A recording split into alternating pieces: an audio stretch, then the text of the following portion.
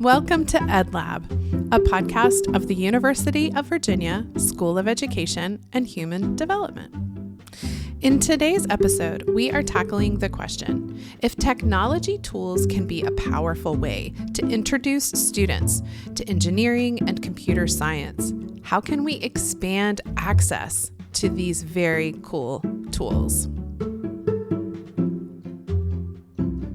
EdLab is a podcast of the University of Virginia School of Education and Human Development, where we talk to the people behind the school's transformative research, innovative teaching, and thriving partnerships.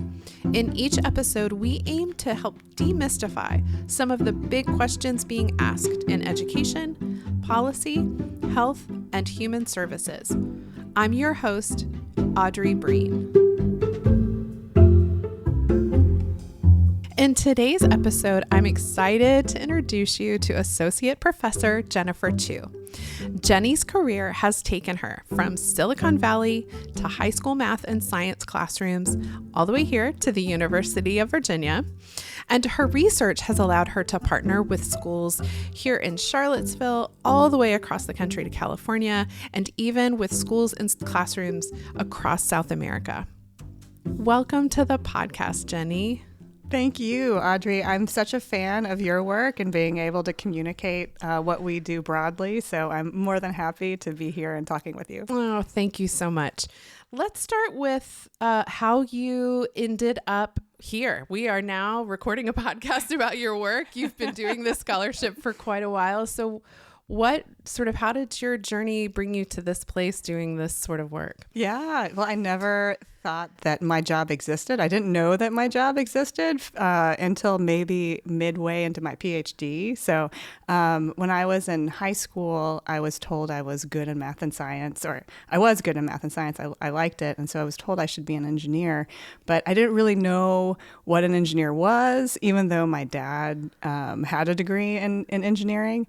And so when I went to college, I took a whole bunch of different courses in math and science. And finally, my junior year, I got to take some engineering design classes and thought, oh my goodness, so this is what engineering is, and really fell in love with it. And after graduating college, I went and worked as an engineer for Hewlett-Packard. And worked with their mobile computing division, doing some supply chain and following products from R&D all the way out to customers. So while I was an engineer, I did some soul searching. My mom fell ill, and so I started thinking about ways that I could most benefit society. And when my mom fell ill, I decided to go back and actually become a teacher, a high school teacher, to be closer to my family. And I absolutely loved being a high school math and science teacher. I thought it was so much fun. And actually, I integrated a lot of engineering into those classes to make connections into the real world. And when I was a teacher, I often heard the female students coming to me and saying, it's so nice to have a female teacher in these upper math and science courses. And I didn't even realize that. I was a role model, and that there were not that many females enrolled in the AP computer science and AP math. And so I decided to go back to school to investigate how I could support students, specifically girls, into math and science and engineering. And by the luck of a draw, I got into Berkeley. They have a tremendous program, and I was going to do work with engineering. And then there's this large grant that needed graduate students. And so I went and I got my PhD. I still didn't think that I was ever going to be a professor through the PhD program. I toyed around with going into creating my own company, my own game company, but then fell in love with the academic work and decided that, being a professor and doing this kind of research was really for me. And so that's where I ended up doing the kinds of work where I try to engage students who might be traditionally marginalized in STEM, the science, technology, engineering, math, and computing fields, and developing technologies. And the other kind of side of that was that coming from Silicon Valley and seeing the technologies that were available in Silicon Valley and what was implemented and available in schools, there's a huge gap. And so that's where kind of combining those to think about, like, how do we create technologies that engage students in science and math, as well as draw on the assets and the resources and connect to students' lives to make it more engaging, is sort of where my research is at right now. Good. I was just going to ask, can you give us sort of a snapshot of that?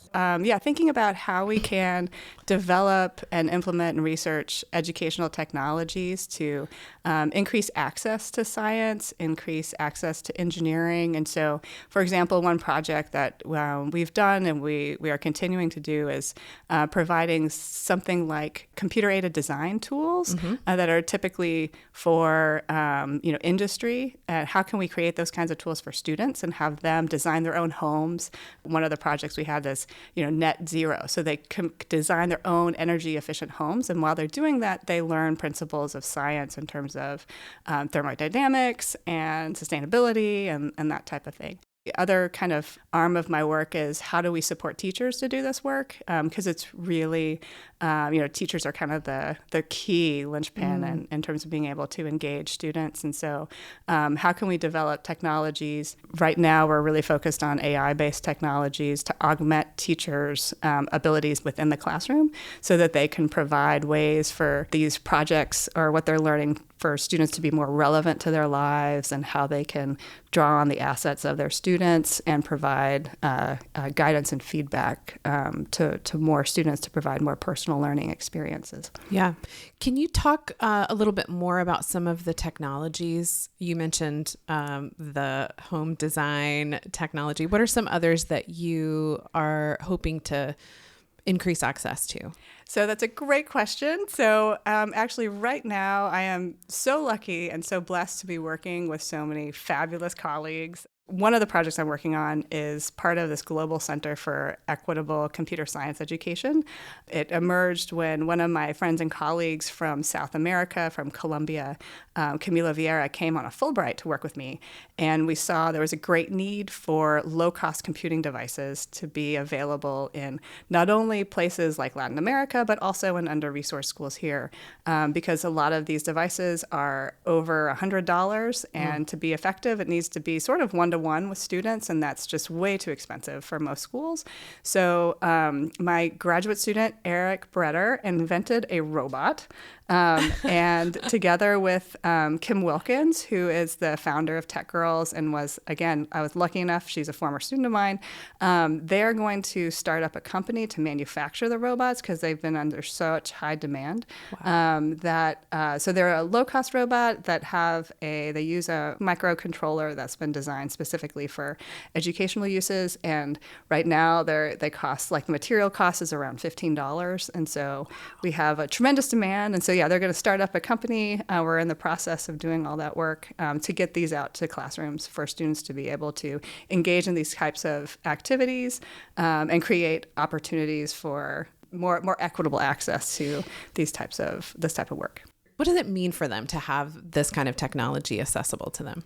It's quite heartwarming for me. I've been lucky enough to be able to travel to Peru, to be able to travel to Colombia, to very remote places in these countries where they have very little, and these types of contexts, and bringing them a device like this is kind of pure joy. Like the kids, and we're working primarily right now with younger kids, like kindergarten and first grade, which is very different for me. I'm usually in middle school and high school, but one of our current grants we're looking at for both K all the way up to 8th grade.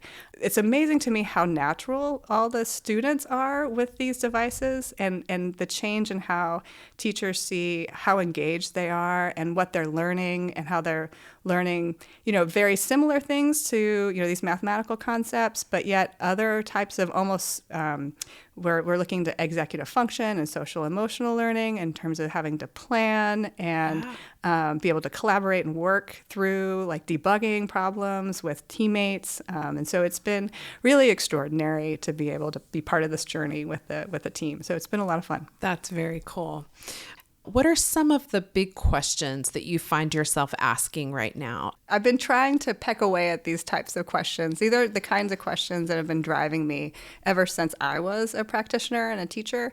So when I was a chemistry teacher, the students would always ask me, I want to be a lawyer. Why do I need to learn chemistry? And it just drove me crazy because like chemistry is so important, like with what you eat, like what you do, how you interact with materials. Physics is the same way. Obviously, I'm into the physical sciences, but I mean biology too. So it's how can we help students see the relevance of science and engineering and computing to their everyday lives? So I feel like how can we, instead of having such a silo or such a box around what happens in school, be like the walls come down and help students see that science is really important to their everyday lives, especially now in thinking about all of the digital content that they're being exposed to, and thinking about the ways that science collects evidence, like they're just kind of the nature of science and how the field grows and expands and creates knowledge, like being able to understand that, as well as like with the technologies and the technological advances, like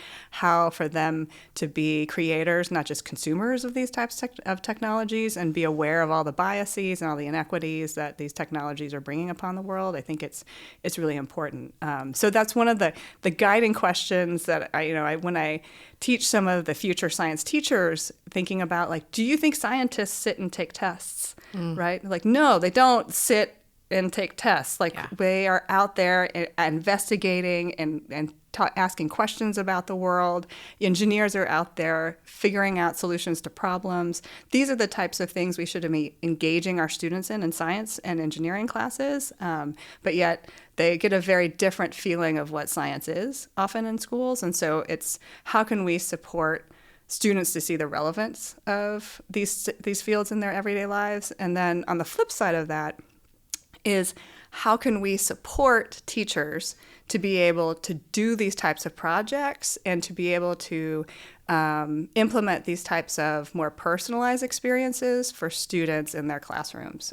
So acknowledging that usually in the case of these types of project-based or engineering design-based work, it becomes more, of course, it's more personalized. Students are working on what they want to work on and what's relevant to them. And so when you have 120 students or 300, across 2 teachers, it can be very challenging. So how can we create systems? How can we create technologies? How can we provide professional learning experiences to help teachers do this type of work? You mentioned earlier AI. Now let's just imagine that AI is a tool that has no risk, only reward. How could a tool like that help close some of those gaps between a single teacher, a large number of students who are all trying to engage in, problem solving or project-based learning around topics that are really interesting to each of them individually? Oh, yeah. So there could be a different set of tools, right? And so this is, pie on the sky, that there's no bias. Right. So, students right now can use all of these AI tools to help them investigate, like start the investigation. Now, granted, of course, they need to go and look at actual sources and actual evidence, but in terms of thinking about brainstorming ideas, right, like they can use this kind of as a first line of defense with some of these AI chat bot tools. Thinking about how there might be ways that we've done this before with math classes and with engineering classes, being able to provide guidance to teachers around, say, assessing or providing feedback on students' work. And so what we found is we want humans to be in the loop, right? We don't want to necessarily just grade everything automatically for teachers, but what we found is being able to provide a first pass helps teachers to be able to look at it and say, oh, okay, yeah, this is how I would want to provide some feedback to the student. It saves time. It makes their lives a little bit easier. It can also help teachers be more positive, actually, with feedback in terms of if they have a already kind of preset amount of feedback. You're great job on doing this. But I noticed that you might need to look at X, Y, and Z. Can be a nice way to sort of draw out the nice things about what the students have done as opposed to only giving critique. And so we found that it can support teachers and giving more sort of asset-based feedback. And so, so those are some quick tools where AI could really help in these spaces. And now I'm thinking of if there are more, because there could be all sorts of different ways that you could like have different teams or provide feedback or, we will have you back. Yes, Let's just do that. We'll have you back and we'll talk more. Yeah. AI. Yeah. Can you speak to how partnerships, are a part of your work? How do you develop some of these partnerships and relationships? And what do they mean for your work and the way that you can begin to even ask some of these questions and then to answer them? Yeah, that's a great question. I've been lucky enough in my graduate school training. I worked very closely with teachers and different partners, and it was just instilled in me that you really can't do this work out of context. It really needs to be grounded within, educational school settings and in partners. And so I've been really fortunate that around this area, I've been able to work very closely with the local school districts. I think that's the ground truth for us, right? If it doesn't work in a classroom, it's not going to work. And so most of my research is what's called sort of participatory design or design-based research, where we're working with teachers as co-designers to make sure that these types of AI technologies or these other types of technologies are going to work in classrooms. And so those partnerships are crucial and central to the work. And we've been also fortunate to develop other collaborations with nonprofits, local organizations. I had a piece of advice when I started, which was somebody talking about how it's really important to say no, and oftentimes you might want to say yes to more meetings than you would normally for just to be able to think about what people are doing and to make connections. And so I've tried to say yes to more meetings and to say yes to more collaborations because it is really one of the most rewarding parts of my job is to be able to think about and to work with all of the colleagues that I've been fortunate enough to work with, not only within UVA, because my work does span, the School of Engineering, the School of Data Science, the College of Arts and Sciences, but also, the local community. And as I was saying before, there's been a tremendous network that we've been growing globally as part of the Global Center. So, absolutely important. And it's just so fortunate. I can't name all the names here. I would love to name all the names, but I've been just so fortunate to be able to work with so many fabulously talented people. I think that's great. Here's a tougher question, perhaps. Let's just pretend it's 10 years from now. What would you like to know? What answers to which questions would you hope to know in 10 years? That is a really tough question. Something that is very front of my mind right now is that we're starting a school. We were one of the few selected to start lab schools in Virginia as part of the governor's initiative. And so we're doing a slightly different model of a lab school. Lab schools are traditionally where students are pulled out and brought into like its own school, sort of contained school. We decided, working closely with Charlottesville City Schools, that we didn't want to do a pull-out model. We wanted to push in and provide these types of experiences for all students in Charlottesville City Schools. And so what we're doing right now is trying to create innovative learning environments that are computationally rich, that are personally meaningful to students in this sort of push-in model. And so in 10 years, what I would really love to know is this model, like how can we make this model successful, sustainable, and replicable into other schools in terms of thinking about, like I was talking about before, making school more personally relevant and meaningful to more students. That sounds very exciting.